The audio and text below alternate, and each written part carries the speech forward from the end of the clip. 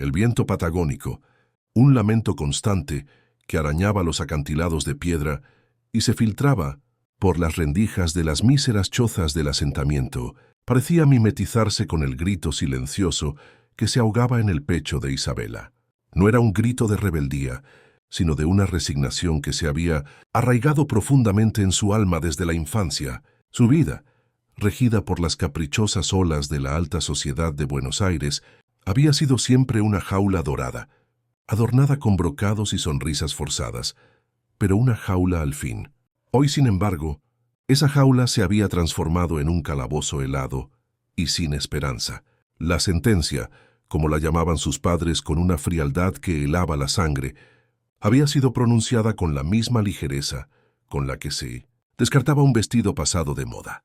Isabela sería desposada por obligación, una pieza de intercambio en un ajedrez político y económico que ella no comprendía, pero que la arrastraría lejos, muy lejos de todo lo que conocía. El escándalo había sido un torbellino devastador que había arrasado con la precaria estabilidad de su familia. Un rumor infundado, una calumnia susurrada en los salones más exclusivos, había empañado el honor de los Rossi Bianchi. No importaba la verdad. Lo que importaba era la percepción. Y la percepción en su mundo lo era todo. Para aplacar la furia de los círculos sociales y evitar la ruina total, su padre, un hombre de negocios cuyo temperamento era tan volátil como su fortuna, había orquestado un matrimonio forzoso. La elección había recaído en un apache, no en cualquier apache, sino en el más empobrecido de una tribu distante, en las estepas heladas. La ironía era cruel, se la entregaba a la pobreza para salvaguardar una riqueza que ya no existía. Las palabras resonaban en sus oídos como ecos de una condena. Es por el bien de la familia, Isabela. Tu sacrificio no será en vano. Él es diferente. Un indio, sí, pero con algo de civilización. La voz de su madre, un susurro gélido que intentaba revestir la crueldad con una falsa compasión, solo servía para avivar el fuego de su humillación. Había lágrimas, claro, pero eran lágrimas silenciosas, derramadas en la soledad de su alcoba, lejos de las miradas de lástima o juicio. Había pasado días sumida en un estado de letargo, observando el mundo a través de un velo de desesperanza. Los lujosos vestidos que antes la adornaban parecían ahora una burla macabra. La seda y el encaje, símbolos de su antigua vida, se sentían como cadenas invisibles. El día de la partida llegó con una niebla espesa que envolvía Buenos Aires, como si la ciudad misma lamentara su exilio. El carruaje, un vehículo rústico y destartalado, contrastaba dolorosamente con los coches, tirados por caballos pura sangre, que solía utilizar. Dentro, un silencio denso se cernía sobre ella. Solo el traqueteo de las ruedas sobre los adoquines rompía la monotonía de su desesperación. Su doncella, una mujer leal que había compartido sus penas desde la niñez, la observaba con ojos llenos de tristeza, impotente ante el destino de su ama. Se llamaba Elena, y su lealtad era un ancla en la tormenta que consumía a Isabela. Elena había intentado consolarla con palabras amables y abrazos reconfortantes, pero la profunda herida en el alma de Isabela era demasiado grande para ser curada por meras palabras. La vista de Elena, con su rostro preocupado y sus manos afanosas, era un recordatorio constante de lo mucho que estaba perdiendo, pero también de la conexión humana que aún le quedaba. Elena había prometido acompañarla hasta el último aliento si fuera necesario, y ese simple hecho le daba a Isabela un tenue hilo de esperanza al que aferrarse en el vasto desierto de su incertidumbre. El viaje fue una tortura que se extendió por semanas. Las carreteras, si es que se les podía llamar así, eran apenas caminos polvorientos, que se perdían en el horizonte. La civilización se fue diluyendo a medida que avanzaban hacia el sur, reemplazada por vastas extensiones de pampas interminables y montañas imponentes que se alzaban como guardianes, silenciosos de una tierra ancestral. El paisaje, aunque majestuoso, le parecía desolador, un reflejo de su propio vacío interior. Las noches eran frías y solitarias, con el ulular del viento como única compañía. El viento, que al principio era un suspiro, se convirtió en un rugido constante que azotaba el carruaje, arrancando suspiros de dolor de su alma. Dormía poco, comía menos, y sus pensamientos eran una maraña de miedos e incertidumbres. ¿Cómo sería su futuro esposo? ¿Sería cruel, insensible, un salvaje como los describían en las tertulias de la capital? Las historias que había escuchado sobre los indios en los salones de Envino-Vincent, Buenos Aires, eran aterradoras, llenas de prejuicios y desinformación. Se los pintaba como seres brutales, desalmados, incapaces de cualquier atisbo de civilización o compasión.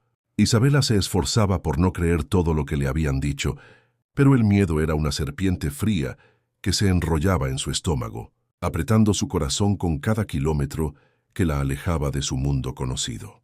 Recordaba las risas huecas y los comentarios despectivos de las damas de sociedad, sus chismes venenosos que ahora la habían condenado a esta suerte incierta. Finalmente, un atardecer teñido de naranja y púrpura, llegaron al campamento. El sol se ponía, tiñendo el cielo de tonos vibrantes, pero la belleza del paisaje no lograba penetrar el velo de tristeza que cubría los ojos de Isabela. Un grupo de toldos de cuero se erguía precariamente en un valle barrido por el viento. El olor a humo y carne asada flotaba en el aire, mezclado con el aroma terroso de la estepa. Los ojos curiosos de los niños y las mujeres la observaban desde la distancia, sus rostros impasibles, enigmáticos. Bajó del carruaje con la ayuda de su doncella, sus piernas temblorosas, su corazón latiendo como un tambor frenético. No había un banquete de bienvenida, ni una procesión de saludos, solo el silencio expectante de una tribu que la recibía como a un objeto, no como a una persona. La falta de formalidad, de las acostumbradas reverencias y las sonrisas forzadas de su antiguo mundo, le resultaba chocante. Estaba acostumbrada a un sinfín de protocolos, a las miradas escrutadoras y los juicios silenciosos. Aquí solo había una curiosidad desnuda, desprovista de adornos. Fue entonces cuando lo vio. Un hombre alto y esbelto, con el cabello largo y negro como la noche, atado con una cinta de cuero. Sus ojos, profundos y oscuros, se posaron en ella con una intensidad que la hizo estremecer. Llevaba una túnica sencilla de piel y botas toscas, sin adornos, sin ninguna señal de riqueza. Era Puel, el apache al que estaba destinada, el más pobre de la tribu. Se acercó a ella con pasos lentos y decididos, su semblante serio, casi sombrío. No había calidez en su mirada, ni rastro de emoción discernible, solo una determinación férrea, una especie de estoicismo tallado en su rostro. Extendió una mano grande y callosa, no para saludarla, sino para indicarle el camino hacia su toldo. El gesto era simple, pero cargado de un significado tácito. Este era su nuevo hogar, su nueva vida, y no había vuelta atrás. Isabela, con el alma encogida, asintió levemente y lo siguió, sintiendo el peso de su destino sobre sus hombros. La humillación era tangible, pesaba en el aire como la densa niebla matutina. Su padre la había entregado, no como una ofrenda, sino como una carga, un despojo, un problema que debía ser eliminado de su vista para preservar una imagen ya desmoronada. Los primeros días fueron un purgatorio de silencio y observación. Isabela se movía por el toldo asignado a ella, un espacio sorprendentemente amplio, pero desprovisto de cualquier lujo. Con la cautela de un animal enjaulado, el toldo era de pieles gruesas, dispuestas con maestría para proteger del viento y el frío, y el olor a cuero y humo de leña se había impregnado en todo. El suelo estaba cubierto con algunas pieles para dormir, y un pequeño fuego crepitaba en el centro, su humo escapando por una abertura en la parte superior. Puel, su esposo, apenas le dirigía la palabra. Se movía con la gracia silenciosa de un cazador, saliendo al amanecer y regresando al anochecer, trayendo consigo presas de caza. Ella lo observaba desde la distancia, intentando descifrar el misterio de su carácter. No era un hombre cruel, pero tampoco amable de una manera obvia. Su rostro, marcado por el sol y el viento, era inescrutable, una máscara de piedra que no revelaba ninguna emoción. A veces la atrapaba observándola con una mirada penetrante, como si intentara leer en sus ojos el mapa de su alma atormentada. O quizás, como si intentara comprender el universo tan diferente del que ella provenía. La comunicación era una barrera infranqueable. Isabela solo hablaba español, y Puel se comunicaba en su dialecto nativo, salpicado de algunas palabras en un español tosco y limitado, aprendidas quizás de esporádicos encuentros con comerciantes o colonos. Los gestos se convirtieron en su idioma común, un lenguaje de miradas y movimientos que revelaban más de lo que las palabras podrían.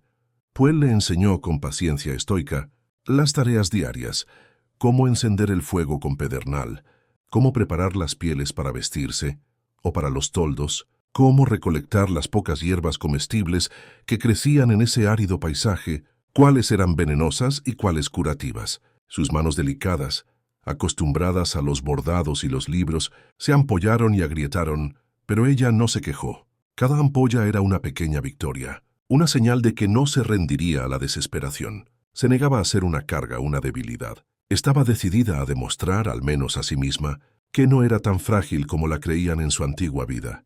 El orgullo, herido pero no roto, la impulsaba.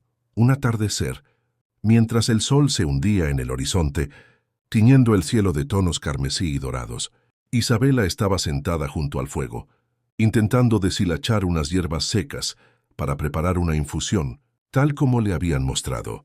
Puel regresó de la casa, trayendo un conejo grande que había cazado con su arco. Lo dejó caer con suavidad a su lado y por primera vez le tendió un cuenco con agua fresca y limpia. Era un gesto pequeño, insignificante para algunos, pero para Isabela fue como un rayo de sol que perforaba las nubes de su tristeza. Un acto de bondad inesperado en un mundo que hasta entonces le había parecido indiferente. Levantó la vista y sus ojos se encontraron con los de él. Había algo diferente en su mirada, un atisbo de preocupación, quizás de compasión, una chispa de humanidad que hasta entonces no había percibido. «¿Tienes sed?», dijo Puel, su voz grave y rasposa, las palabras en español saliendo con dificultad, como si lucharan por formarse en su lengua. Isabela asintió, tomando el cuenco con manos temblorosas. Bebió el agua, sintiendo cómo el líquido refrescante humedecía su garganta seca, nutriendo no solo su cuerpo, sino también su espíritu. Ese momento, tan trivial en apariencia, marcó un punto de inflexión. Fue el primer puente que se tendió entre sus dos mundos, un pequeño escalón en el largo camino hacia la comprensión. A partir de ese día, un ligero cambio comenzó a gestarse en su relación, una grieta en el muro de su mutuo aislamiento. A partir de ese día, los gestos de Puel, aunque sutiles, se volvieron más frecuentes y deliberados. Le traía las bayas más dulces que encontraba en el bosque. Le dejaba pequeñas flores silvestres de colores vibrantes junto a su lecho. La observaba con una paciencia inusual, mientras ella intentaba aprender el idioma de su gente, sonriendo levemente cuando pronunciaba mal una palabra o se confundía con una conjugación. Isabela, a su vez, comenzó a ver más allá de su apariencia ruda y de la imagen de salvaje que le habían inculcado. Notó la forma en que cuidaba de los ancianos de la tribu, con un respeto y una devoción profundos, la paciencia infinita con la que enseñaba a los niños a cazar y a seguir las huellas de los animales, la sabiduría ancestral que emanaba de sus ojos cuando hablaba con los demás, guerreros sobre estrategias de caza o sobre el futuro de su pueblo. No era el salvaje que le habían pintado, era un hombre de principios, arraigado a su tierra y a su gente, un líder silencioso pero inquebrantable. Descubrió que su silencio no era vacío, sino que albergaba una profunda contemplación y un conocimiento íntimo de la naturaleza que la rodeaba. Una tarde, mientras ayudaba a las mujeres a preparar la comida, moliendo granos y cortando carne seca, una de ellas, una anciana de rostro arrugado y ojos vivaces llamada Ñuñu, le preguntó algo en su dialecto, señalando un bordado intrincado que Isabela había comenzado a hacer para pasar el tiempo. Era un pequeño paño con motivos florales y geométricos, reminiscentes de los que se usaban en Buenos Aires, pero adaptados con la simplicidad de los materiales disponibles. Isabela, sin comprender, solo pudo encogerse de hombros con una sonrisa de disculpa. Fue el que estaba cerca, afilando una punta de flecha, intervino. Ella pregunta, «¿Cómo haces esto?» «Es bello», dijo. Su voz era suave, casi un susurro, y el elogio, aunque simple, sonó sincero. Isabela se sintió avergonzada por un momento. Nunca había pensado que sus habilidades de bordado, consideradas triviales en su antiguo mundo, pudieran ser útiles o apreciadas en ese nuevo entorno. Tomó la tela y los hilos, y con gestos lentos y precisos les mostró a las mujeres cómo se hacía cada puntada, cómo se creaban los patrones entrelazados. Sus ojos se abrieron con asombro y admiración. Esa noche, por primera vez, se sintió útil, valorada. Había encontrado una forma de contribuir, de demostrar su valor más allá de su dote inexistente o su apellido, un puente inesperado que la conectaba con las mujeres de la tribu. Las conversaciones, lentas y llenas de pausas, comenzaron a florecer entre Isabela y Puel. Él le hablaba de su tierra, de las leyendas de su pueblo transmitidas de generación en generación, de la conexión sagrada que tenían con la naturaleza, de los espíritus de la tierra y del cielo, de los ciclos de la vida y la muerte. Ella le contaba historias de su vida en la ciudad, de los libros que había leído, de la música clásica que amaba, de los bailes y los salones, de la complejidad y la frivolidad de su antigua sociedad. Él escuchaba con una atención inquebrantable, sus ojos fijos en los de ella, absorbiendo cada palabra, cada matiz de su voz, como si estuviera aprendiendo un nuevo idioma, un nuevo mundo. Descubrieron que, a pesar de sus mundos tan diferentes, compartían un amor por la belleza, por la verdad, por la libertad. Puel le reveló su anhelo más profundo: ver a su tribu prosperar, protegerlos de las amenazas externas que acechaban en el horizonte, asegurar su supervivencia en un mundo que cambiaba rápidamente. Isabela, a su vez, le confesó su miedo a ser olvidada, a que su vida no tuviera ningún significado, a ser solo una pieza en el ajedrez de otros, una preocupación que había arrastrado desde su infancia. En esos intercambios silenciosos y a veces torpes, un lazo invisible pero poderoso se forjaba entre ellos. Una noche, bajo un cielo estrellado que parecía una manta bordada de diamantes, con la Vía Láctea extendiéndose majestuosamente sobre ellos como un río de luz, Puel la llevó a un lugar apartado. La luna llena iluminaba el paisaje con una luz plateada, proyectando sombras largas y danzantes de las rocas y los arbustos. Se sentaron sobre una roca lisa, y el silencio se apoderó de ellos. Un silencio cómodo, lleno de significado, diferente al silencio inicial de su convivencia. Puel tomó su mano, un gesto que la sobresaltó por su inusual ternura, un toque que irradiaba calidez y protección. «Isabela», dijo su voz apenas audible, cargada de una emoción que rara vez dejaba ver, «mi gente sufre. La tierra está muriendo. Los animales son escasos. Las plantas no crecen como antes. Necesitamos un nuevo lugar. Un lugar donde podamos vivir en paz, donde nuestros hijos puedan crecer sin hambre, donde nuestras tradiciones no se extingan». Sus ojos reflejaban una profunda tristeza, una preocupación que iba más allá de lo personal, una carga por el destino de todo su pueblo. «Yo no tengo riqueza, como los hombres de tu mundo. Soy el más pobre, es verdad, pero tengo algo que puedo ofrecerte, algo que puede cambiar todo, algo que he guardado, esperando el momento correcto, el compañero correcto». Isabela lo miró, su corazón latiendo con una mezcla de curiosidad y aprensión. ¿Qué podría ofrecerle un hombre que no poseía nada material en el sentido de su mundo? ¿Un secreto, quizás? Puel se levantó y le indicó que lo siguiera con un gesto de cabeza. Caminaron en silencio por un sendero estrecho, ascendiendo por una colina escarpada, las sombras danzando a su alrededor.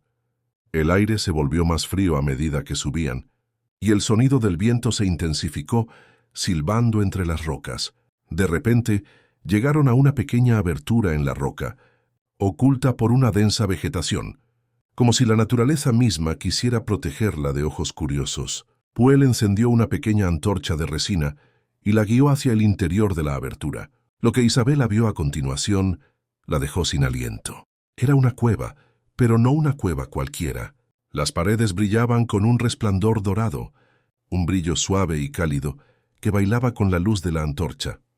Vetas de oro puro se entrelazaban con la roca, creando un espectáculo deslumbrante que superaba cualquier joya que hubiera visto en los escaparates de Buenos Aires.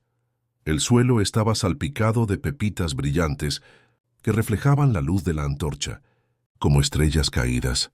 Era un tesoro inimaginable, una fortuna que excedía con creces cualquier riqueza que hubiera conocido en su antigua vida. El Valle Secreto, un lugar de leyenda en la tribu, una historia que Puel le había contado una vez como un cuento de la antigüedad, existía, y Puel lo había guardado en secreto, protegiéndolo de los forasteros, esperando el momento adecuado para revelarlo, a alguien en quien pudiera confiar plenamente, a alguien que pudiera entender la responsabilidad que conllevaba tal descubrimiento. Este es nuestro futuro, Isabella, susurró Puel, su voz llena de una emoción contenida, una mezcla de esperanza y la grave responsabilidad del descubrimiento. Este es el oro de mi pueblo, el oro que nos ha sido guardado por los espíritus de la tierra. Con esto podemos comprar tierras, construir un nuevo hogar, proteger a nuestra gente de la extinción, asegurar que nuestras tradiciones no mueran. Pero necesito tu ayuda, necesito tu sabiduría, tu conocimiento del mundo de los blancos. Yo no entiendo sus caminos, sus leyes, sus papeles. Tú sí, tú sabes cómo hablarles, cómo negociar con ellos sin ser engañada. Sin ti, este oro podría ser nuestra perdición en lugar de nuestra salvación. Isabella lo miró, sus ojos llenos de asombro y una creciente comprensión. Él no le había ofrecido riqueza para comprarla, para convertirla en un objeto de valor material, sino para compartirla, para construir un futuro juntos, un futuro para toda su gente. Su pobreza no era de espíritu, sino de posesiones materiales en un mundo que valoraba el metal por encima de la dignidad humana. Su corazón, en cambio, era inmensamente rico, vasto como la pampa, profundo como las montañas. En ese momento, comprendió que Puel, el apache más pobre de la tribu, era en realidad el hombre más rico que jamás había conocido. Y lo que es más importante, se dio cuenta de que lo amaba, no con la pasión fugaz de un romance de salón, sino con el amor profundo y duradero que nace del respeto, la admiración, la comprensión mutua y la confianza incondicional. Un amor forjado en la adversidad y el descubrimiento de un propósito compartido. La revelación del Valle Secreto marcó el inicio de una nueva fase en su relación y en la vida de la tribu. Isabella, con su inteligencia, su educación y su astucia adquirida en los salones porteños, se convirtió en la mano derecha de Puel, su voz en el mundo de los blancos, su estratega. Juntos, idearon un plan para utilizar el oro con prudencia, sin despertar la codicia desenfrenada de los colonos o los buscadores de fortuna, que eran como buitres acechando. Puel, con su profundo conocimiento del terreno, la naturaleza y las costumbres de su pueblo, se encargó de la extracción cuidadosa del oro, de su transporte discreto y de la seguridad del valle. Isabella, por su parte, con su dominio del español, su entendimiento de las leyes y las dinámicas sociales de la sociedad blanca, se dedicó a negociar con comerciantes, funcionarios del gobierno y terratenientes. Su presencia, aunque inusual para una mujer blanca en ese contexto, comenzaba a ganar respeto. Los viajes a las ciudades más cercanas se volvieron más frecuentes. Isabella, vestida con ropas sencillas pero elegantes, confeccionadas con materiales resistentes y funcionales, que le brindaban libertad de movimiento, se movía con soltura por los mercados y las oficinas gubernamentales, negociando precios justos, comprando provisiones esenciales, buscando tierras fértiles que pudieran sostener a la tribu a largo plazo. Había dejado atrás la joven ingenua y desvalida, la dama de sociedad que se desmayaba ante la más mínima dificultad. Se había convertido en una mujer fuerte y resuelta, con una determinación inquebrantable que la había forjado en el crisol de la adversidad. Puel la acompañaba en cada paso. Su presencia silenciosa y protectora era un constante recordatorio de su unión, una fuerza de apoyo que le infundía confianza. Observaba con orgullo cómo su esposa, la mujer que había sido arrojada a su mundo como un despojo sin valor, se desenvolvía con una gracia, una inteligencia y una firmeza asombrosas en un mundo que antes le había sido ajeno. La tribu prosperaba a un ritmo constante, pero no apresurado para no llamar la atención. Con el oro, compraron herramientas modernas que facilitaron la agricultura y la construcción, semillas resistentes que se adaptaban al clima patagónico, animales de cría que aseguraban un suministro constante de alimento y pieles. Construyeron casas más sólidas, con cimientos de piedra y techos resistentes al viento, reemplazando los antiguos toldos de piel. Levantaron cercas para proteger sus cultivos de los animales salvajes y de los intrusos. Los niños, antes demacrados y silenciosos, corrían y reían por el campamento, sus voces llenas de la alegría de una infancia recuperada, de la seguridad de un futuro. Puel e Isabella trabajaban incansablemente, codo a codo, sus vidas entrelazadas por un propósito común y un amor que se fortalecía con cada desafío superado. El amor entre ellos crecía con cada día que pasaba, un fuego constante que ardía en sus corazones, alimentado por el respeto y la admiración mutua, por los pequeños gestos de cariño y las palabras de aliento. Compartían no solo sus sueños, sino también sus miedos, sus esperanzas, sus momentos de alegría y de desilusión. Se habían convertido en los pilares de su comunidad. Pero la paz era frágil, como el cristal en el desierto.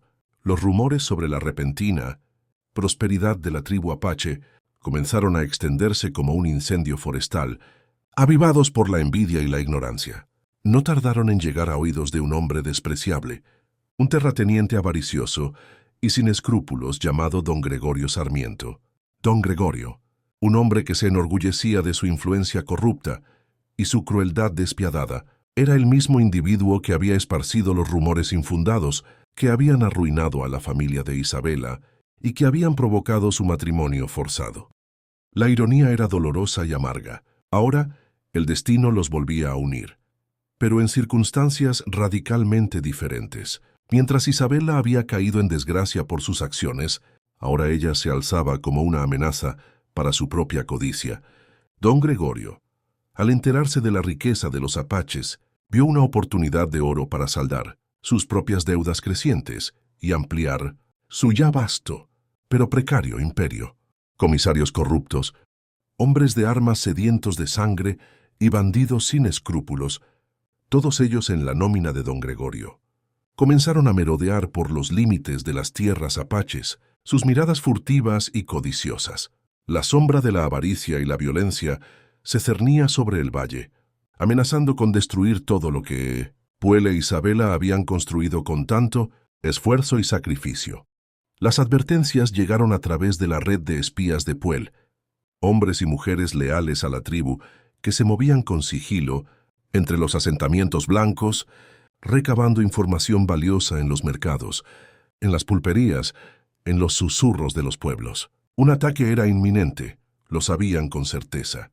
Don Gregorio planeaba asaltar el valle secreto, apoderarse del oro y esclavizar a la tribu, o peor, exterminarlos para no dejar testigos. El miedo se apoderó de algunos miembros de la tribu. Los más ancianos y los más jóvenes temblaban ante la inminente amenaza. Pero Puel e Isabella se mantuvieron firmes, inquebrantables. Habían llegado demasiado lejos para rendirse. La idea de perder todo lo que habían construido, la vida de su gente, la paz que habían encontrado, era impensable. «Tenemos que adelantarnos a él», dijo Isabella, su voz firme, aunque sus manos temblaban ligeramente bajo la mesa de pieles. Había un brillo de determinación en sus ojos. «Él cree que somos débiles, que somos primitivos, ignorantes. Demostrémosle lo contrario. Usemos su propia avaricia y arrogancia en su contra». El plan que idearon era audaz y arriesgado, digno de estrategas militares. Puel, con su profundo conocimiento del terreno, de las tácticas de guerra de su pueblo y la sabiduría de sus ancestros, prepararía una emboscada magistral en el camino, estrecho y rocoso que conducía al valle. Los guerreros apaches, aunque superados en número y armamento moderno, serían superiores en su conocimiento del terreno y su conexión con la tierra. Isabella, por su parte, se encargaría de la parte más peligrosa, la que la expondría directamente al peligro del mundo que había dejado atrás. Enfrentarse a don Gregorio en su propio terreno, en el corazón de la civilización, desenmascarar sus crímenes y exponer su corrupción ante las autoridades y la opinión pública, cortando así el mal de raíz. El día del ataque, el cielo amaneció plomizo, cargado de nubes, como si la naturaleza misma presagiara la tormenta que se avecinaba. Una sensación de tensión se palpaba en el aire. Puel se despidió de Isabela con un abrazo apretado y prolongado, sus ojos profundos llenos de una mezcla de amor, preocupación y una confianza inquebrantable en ella. «Ten cuidado, mi corazón. Vuelve a mí. Te esperaré. Siempre», susurró ella, una lágrima solitaria deslizándose por su mejilla, pero era una lágrima de valentía, no de miedo. El adiós fue un juramento silencioso. Mientras Puel y sus guerreros se posicionaban estratégicamente en los desfiladeros rocosos que custodiaban el acceso al valle, fundiéndose con el paisaje, Isabela, acompañada de algunos de los ancianos más sabios de la tribu y de su fiel doncella Helena, emprendió el viaje hacia la ciudad. Llevaba consigo pruebas irrefutables de las fechorías de don Gregorio, documentos incriminatorios que había logrado obtener a través de una red de contactos clandestinos que había forjado durante sus negociaciones comerciales, así como testimonios detallados de colonos a quienes don Gregorio había despojado de sus tierras, firmado y sellado, aunque con riesgo personal para ellos. La confrontación con don Gregorio fue en la plaza central de la ciudad, un lugar abarrotado de gente, un escenario público donde la verdad podía ser expuesta y la justicia quizás pudiera prevalecer. El sol del mediodía caía implacable sobre la plaza, iluminando la escena. Don Gregorio, con su arrogancia habitual y una sonrisa de desprecio en el rostro, se mofó de ella al verla llegar. Creía que la tenía en sus manos, que era una insignificante mujer que no podría hacerle daño. «Mira, la india salvaje ha vuelto», espetó con voz burlona, lo suficientemente alta para que la multitud la escuchara. «¿Vienes a pedir limosna, muchacha? Deberías estar agradecida de que tu padre te haya vendido a un indio. Al menos te libró de la vergüenza de nuestra sociedad y te quitó de mi camino». Pero Isabela no era la joven frágil que él recordaba, ni la que él había intentado destruir. Sus ojos brillaron con una furia contenida. Su voz resonó clara y fuerte, con una autoridad que sorprendió a la multitud, silenciando los murmullos iniciales. «No he venido a pedir limosna, don Gregorio. He venido a exponer su corrupción, sus mentiras, sus crímenes. Usted, que se jacta de honor y de rectitud, ha arruinado vidas, ha despojado a los inocentes de sus hogares y sus tierras, y ahora intenta robarle la tierra y la dignidad a un pueblo que solo busca vivir en paz, a una tribu que ha demostrado ser más honorable que usted en cada una de sus acciones». Con cada palabra, Isabela sacó los documentos. Los mostró a la multitud, nombrando a las víctimas de don Gregorio, detallando sus engaños, sus fraudes, sus amenazas. La gente, al principio escéptica y curiosa, comenzó a escuchar con atención, sus rostros reflejando sorpresa y creciente indignación. Los murmullos se convirtieron en gritos de indignación. Algunos de los antiguos contactos de Isabela, hombres y mujeres influyentes que la habían conocido en su antigua vida, en los salones de Buenos Aires, se acercaron, reconociendo la verdad en sus palabras, sus ojos abiertos por el asombro y el arrepentimiento, por haber creído las calumnias de don Gregorio. Su voz, que antes había sido solo un susurro, ahora era un torrente imparable de la verdad.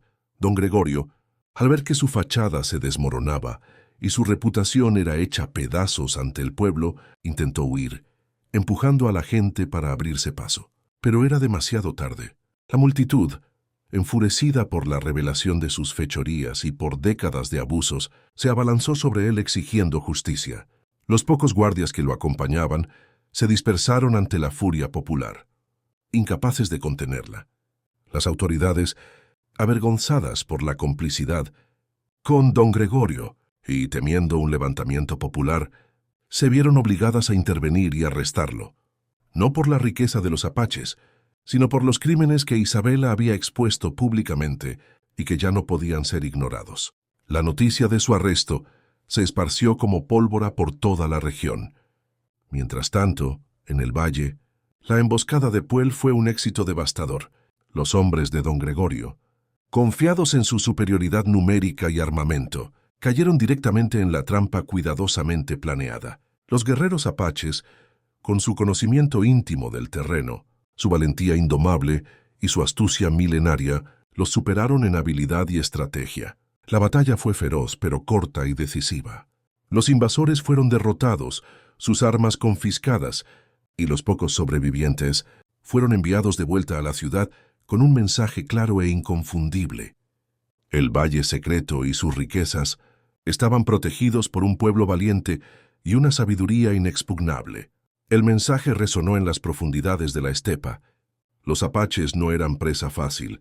Cuando Isabela regresó al valle, una semana después, Puel la recibió con los brazos abiertos. El reencuentro fue emotivo, lleno de alivio y una alegría desbordante. Él la sostuvo con fuerza, sintiendo el latido de su corazón contra el suyo, un ritmo de vida que había temido perder. Lo logramos, Isabela. Lo logramos. Tu valor y tu ingenio nos salvaron a todos. Los meses que siguieron fueron de construcción y consolidación. Con don Gregorio encarcelado y su influencia destruida, la tribu apache pudo vivir en paz, libre de la constante amenaza de la avaricia externa. El oro del Valle Secreto fue utilizado sabiamente para el bienestar de todos. Se construyó una escuela donde los niños aprendían tanto las tradiciones ancestrales de su pueblo como los conocimientos del mundo exterior, fomentando una nueva generación de líderes bilingües y biculturales. Se instaló un hospital rudimentario, pero efectivo, que brindaba atención médica a los enfermos, utilizando tanto la medicina tradicional como los conocimientos que Isabela había traído consigo. La tribu se convirtió en un ejemplo de prosperidad, autosuficiencia y resiliencia, un oasis en medio de la estepa, un faro de esperanza para otras comunidades indígenas. Isabela, la mujer que había sido arrojada a un mundo desconocido por obligación, se había convertido en la líder de su pueblo, junto a Puel. No era solo la esposa del jefe, sino una consejera, una mentora, una fuerza impulsora de cambio, una mediadora entre dos mundos. Había encontrado su propósito en el amor, en la conexión profunda con una cultura que una vez le fue ajena, y en la construcción de un futuro mejor para todos. Su dignidad, una vez pisoteada y ultrajada por los prejuicios, se había restaurado con una fuerza inquebrantable que la hacía brillar. Su honor, que había sido cuestionado por calumnias y chismes, brillaba ahora con la luz de la verdad, la justicia y el servicio desinteresado. La sociedad que la había rechazado ahora la admiraba. Aunque a distancia, el Valle Secreto ya no era solo una fuente de oro. Era un símbolo de esperanza, un santuario de paz, un refugio para un pueblo que había encontrado su lugar en el mundo. Puel e Isabela, sentados un atardecer en la cima de una colina que dominaba el bullicio de su próspero asentamiento, se tomaron de la mano. Sus dedos entrelazados, sus miradas se encontraron, llenas de un amor profundo y sereno, una complicidad silenciosa. Nunca pensé que encontraría la felicidad aquí, susurró Isabela, recostando su cabeza en el hombro de Puel, el viento meciendo suavemente sus cabellos. Pensé que mi vida estaba arruinada, que no había salida de esa jaula dorada. Puel le besó el cabello con ternura. Tu vida nunca estuvo arruinada, mi amor. Solo estaba esperando el lugar adecuado para florecer, el corazón adecuado para reconocer tu verdadero valor. Tú eres la joya más valiosa de este valle, mucho más preciosa que todo el oro que contiene. Eres la luz que guía a nuestro pueblo. Ella sonrió, las lágrimas asomando a sus ojos, pero eran lágrimas de gratitud y alegría, de realización plena. Había encontrado no solo un esposo, sino un alma gemela, un compañero de vida que la había visto más allá de su riqueza o su apellido, que había reconocido su corazón noble y su espíritu inquebrantable. Había encontrado un hogar, no en una mansión de la ciudad, sino en un valle escondido en las vastas llanuras de la Patagonia, junto al apache más pobre, que la había convertido en la mujer más rica del mundo, en amor, en propósito y en paz. Su historia se convirtió en una leyenda susurrada por el viento, un testimonio de que el amor verdadero no conoce barreras, y que la verdadera riqueza reside en el espíritu indomable y en el corazón que se atreve a soñar con un futuro de esperanza y dignidad. La humillación se había transformado en triunfo, la obligación en una elección consciente de amor y la vergüenza en un honor que trascendía cualquier título o fortuna. Su unión era la prueba viviente de que el corazón tiene sus propias razones y que el destino a veces nos guía por caminos inesperados para encontrar nuestra verdadera esencia y felicidad. La pareja gobernó con sabiduría y compasión, asegurando que la tribu prosperara y que los valores de honor y respeto fueran transmitidos de generación en generación, cimentando un legado de paz y prosperidad. Isabela, la princesa de la estepa, y Puel, el guardián del oro, vivieron una vida plena, rodeados del amor de su gente y de la inmensidad de una tierra que los había acogido y transformado, convirtiéndose en el corazón de una comunidad próspera y resiliente. El eco de sus nombres se extendía por la estepa, un testimonio de que la dignidad y el amor pueden florecer incluso en las circunstancias más adversas, transformando el exilio en un hogar y la pérdida en una ganancia incalculable. Si esta historia tocó tu corazón, suscríbete a nuestro canal para más historias como esta. Comenta abajo qué fue lo que más te emocionó y comparte este mensaje con alguien especial. Gracias por ser parte de este camino.